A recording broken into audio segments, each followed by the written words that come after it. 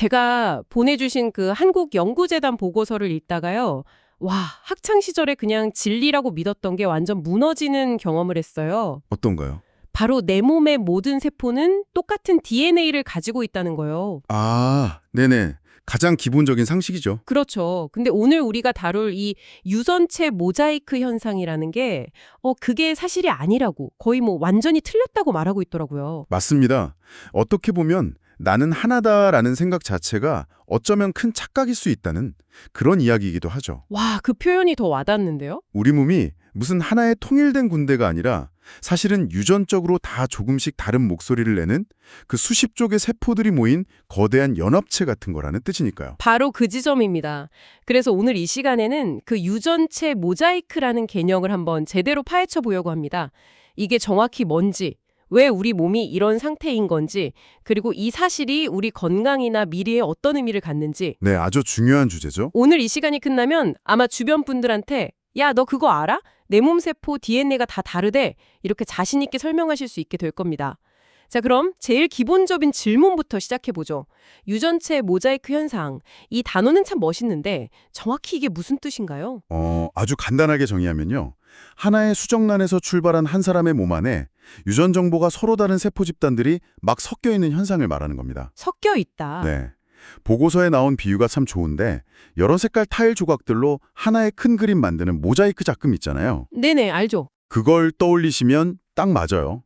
멀리서 보면 하나의 그림인데 가까이서 보면 다 제각각 다른 조각들이잖아요. 우리 몸도 그렇다는 거죠. 그 모자이크 비유는 좋은데 생각해보니 좀 섬뜩한데요? 예술 작품은 한번 완성되면 그대로 있잖아요. 그렇죠. 근데 우리 몸의 모자이크는 매년 수십 개의 타일, 그러니까 돌연변이가 계속 바뀌거나 추가된다는 거잖아요. 이건 뭐 완성된 그림이 아니라 끊임없이 변하는 약간 불안정한 상태에 더 가까운 거 아닌가요? 와, 굉장히 날카로운 지적이세요. 맞습니다. 불안정하고 또 역동적으로 변하는 상태죠. 그게 바로 핵심이거든요. 아, 그게 핵심이군요. 네. 이 모든 변화는 우리 몸의 가장 기본적인 활동, 바로 세포 분열에서 시작됩니다. 세포가 분열할 때마다 30억 개나 되는 DNA 염기 서열을 복제해야 하는데 이 과정이 아무리 정교해도 실수가 생길 수밖에 없어요. 일종의 복사 오류 같은 거네요? 그렇습니다. 물론 우리 세포 안에는 DNA 수복 메커니즘이라는 아주 유능한 교정팀이 있어요. 그래서 대부분의 오류는 바로바로 찾아내서 고치죠. 아, 다행이네요. 하지만 이 교정팀의 눈을 피하는 아주 교묘한 오류들이 생기기 마련이고 이게 바로 돌연변이로 남게 되는 겁니다. 아하. 여기에 뭐 자외선이나 흡연, 여러 화학물질 같은 외부 공격 요인까지 더해지면서 DNA 손상은 계속 쌓이는 거고요. 이 돌연변이를 가진 세포가 또 분열하면 그 돌연변이는 자손세포들한테 그대로 전달되고 그 과정에서 또 새로운 돌연변이가 추가되고 이게 평생 반복되는 겁니다. 잠깐만요. 그게 사실이라면 우리가 이걸 지금까지 몰랐다는 게 너무 이상한데요?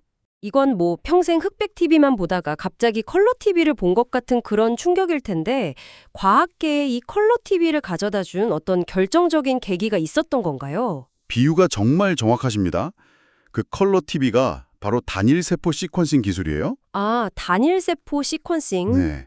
과거의 유전체 분석 기술은 비유하자면 수천 명짜리 합창단 노래를 녹음해서 그냥 평균적인 소리를 듣는 거랑 비슷했어요. 아, 수많은 세포를 한꺼번에 갈아서 분석하니까 좀 튀는 목소리를 내는 소수세포는 그냥 묻혀버리고 평균값만 보였던 거죠. 그래서 모든 세포의 DNA가 다 똑같다고 착각했던 거군요. 맞습니다. 그런데 이 단일세포 시퀀싱 기술은요. 합창단 속 한 사람 한 사람의 목소리를 개별 마이크로 녹음해서 따로 듣는 것과 같아요. 와. 세포 하나하나의 유전체를 통째로 읽어낼 수 있게 된 거죠. 그러자 비로소 우리 몸이라는 합창단이 사실은 다 똑같은 음을 내는 게 아니라 저마다 조금씩 다른 음정을 가진 개개인의 목소리로 이루어져 있었다는 그 진실을 딱 마주하게 된 겁니다. 와, 기술 발전이 우리 몸에 대한 정의 자체를 그냥 바꿔버렸네요. 보고서를 보면 이 돌연변이가 얼마나 쌓이는지에 대한 구체적인 수치가 나오는데 이게 진짜 상상을 초월하더라고요. 그렇죠. 그 숫자들을 보면 이 현상이 얼마나 역동적인지 바로 느껴지죠. 네. 우리가 어머니 뱃속에 있는 그 수정란일 때, 그러니까 발생 초기 단계에서부터 이미 한 3개 정도의 돌연변이를 가지고 시작해요. 시작부터요? 네. 그 후로는 세포가 한번 분열할 때마다 평균적으로 10개의 돌연변이가 추가로 쌓이고요. 태어나기도 전부터 이미 제 몸은 모자이크가 되어가고 있었던 거네요. 그럼 태어난 후 성인이 되어서는요? 변화 속도가 훨씬 빨라집니다. 성인이 되면 조직마다 다르긴 한데 연간 평균 16개에서 많게는 44개까지 새로운 돌연변이가 축적됩니다. 네, 44개요? 네, 매년 당신 몸에 수십 개의 새로운 유전적 각인이 새겨지고 있다고 보시면 돼요. 와, 연간 최대 44개. 진짜 많은데요? 근데 왜 조직마다 이렇게 차이가 나는 거죠? 보고서를 보니까 대장상피 세포가 연간 약 44개로 거의 최고 수준이던데요.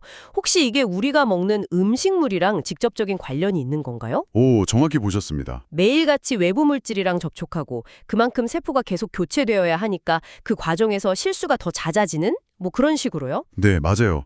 바로 그 두 가지, 세포 재생 속도랑 외부 환경 누출, 이게 핵심입니다. 대장상피 세포는 음식물하고 계속 마찰이 있으니까 수명이 며칠밖에 안 될 정도로 엄청 빨리 교체되거든요. 아, 세포 분열이 잦을수록 DNA 복제에 오류가 생길 확률도 당연히 높아지는 거죠. 반면에 골수에 있는 조혈모 세포는 상대적으로 분열 주기가 길어서 연간 한 14개 정도로 돌연변이 축적 속도가 좀 느린 편이고요. 그렇군요. 피부 세포가 자외선 많이 쬐면 돌연변이 늘어나는 것도 다 같은 원리겠네요. 바로 그거죠. 알겠습니다. 우리 몸이 유전적으로 균일하지 않은 모자이크 상태라는 것, 그리고 그 모자이크는 평생에 걸쳐 역동적으로 변한다는 것까지는 이제 이해가 됐습니다. 그렇다면 이게 왜 그렇게 중요한 건가요? 그냥 내 몸 세포 DNA가 다르구나 하고 끝날 지식은 아닐 텐데요. 당연하죠.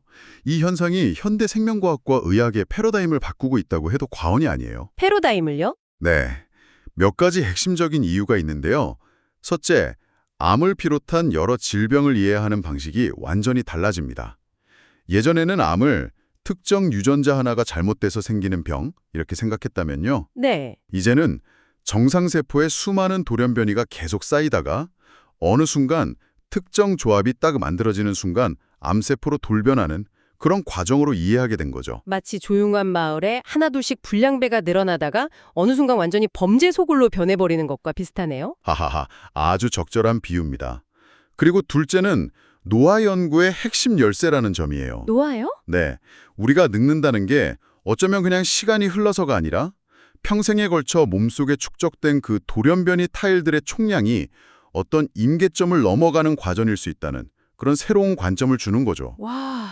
셋째는 맞춤의학의 발전 가능성입니다. 앞으로는 당신의 고유한 유전체 모자이크 패턴을 분석해서 특정 약물에 어떻게 반응할지 예측하거나 어떤 질병에 더 취약한지를 미리 알아내서 맞춤형 예방과 치료를 제공할 수 있게 될 겁니다. 여기서 보고서의 한 구절이 정말 머리를 딱 때렸습니다.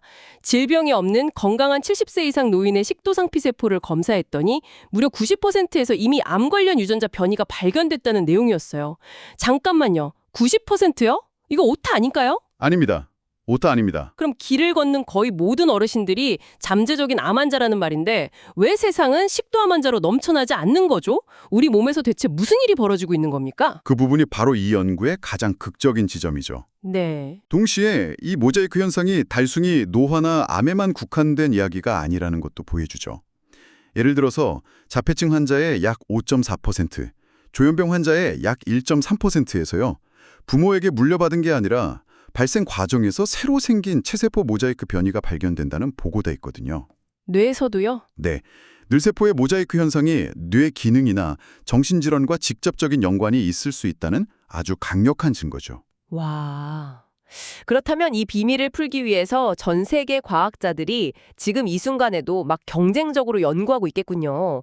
이건 뭐 일종의 골드러시 같은 상황이겠네요. 맞습니다.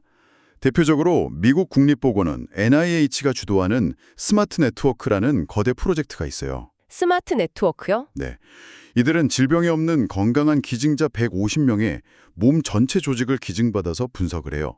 그래서 일종의 인체 체세포 돌연변이 참조 지도를 만들고 있습니다. 인간 게놈 프로젝트의 모자이크 버전이라고 봐도 되겠네요. 정상인의 몸에는 부위별로 어떤 돌연변이들이 얼마나 흔하게 나타나는지 그 기준 지도를 만드는 거군요. 정확합니다. 그 지도가 있어야 특정 환자의 돌연변이가 정말로 질병의 원인인지 아니면 그냥 흔하게 나타나는 양성변이인지 판단할 수 있으니까요. 아하. 또 다른 프로젝트인 BSM에는 뇌의 모자이크 현상에만 딱 집중해서 자폐나 조현병 같은 신경정신질환과의 연관성을 파헤치는 연구를 진행하고 있습니다. 뇌에만 특화된 침도 있군요. 이 분야를 처음 개척한 그런 선구자들도 있을 텐데요. 영국의 웰컴 생어 연구소를 빼놓을 수 없죠. 이 분야의 세계적인 선두주자입니다. 아, 생어연구소. 네. 이 연구소 과학자들은 정상인의 피부나 식도 조직에 숨어있는 아주 적은 수의 돌연변이 세포들을 추적해서 얘네들이 어떻게 세력을 확장해서 암으로 발전하는지 그 과정을 마치 다큐멘터리처럼 재구성하는 놀라운 연구들을 발표하고 있어요. 우와, 대단하네요. 더 나아가서 현재 우리 몸 세포들의 돌연변이 패턴을 분석해서 우리가 어떤 세포 계보를 따라 발상했는지 그 기원을 역추적하는 연구도 하고 있고요. 정리하자면 전 세계 과학자들이 힘을 합쳐서 인체의 모든 조직에 대한 거대한 돌연변이 지도를 그리고 그걸 통해서 노화와 질병의 가장 근본적인 원인을 밝히려는 거대한 흐름이 형성되고 있다. 이렇게 볼 수 있겠네요. 네, 바로 그렇습니다. 오늘 우리는 내 몸의 모든 세포는 유전적으로 동일하다는 그 교과서 속의 낡은 지식을 깨부셨습니다. 그 대신 우리 각자의 몸이 평생에 걸쳐 수많은 돌연변이로 만들어지고 또 변화하는 하나의 유전체 모자이크라는 새로운 사실을 알게 됐습니다. 그리고 이 지식이 단순히 어떤 생물학적 호기심을 넘어서요. 인간의 발생, 노화, 암, 심지어 정신질환까지 이해하는 방식을 근본적으로 바꾸고 있다는 점을 확인했습니다. 미래의 정밀의학, 맞춤의학의 핵심 열쇠가 바로 이 모자이크 현상을 얼마나 깊이 이해하느냐에 달려있다고 해도 과언이 아니죠. 마지막으로 당신에게 이런 질문을 던지면서 마무리하고 싶습니다. 오늘 이야기 나눈 내용 중에 가장 충격적이었던 통계 기억하시나요? 아, 그 70세 식도세포 말씀이시죠? 네.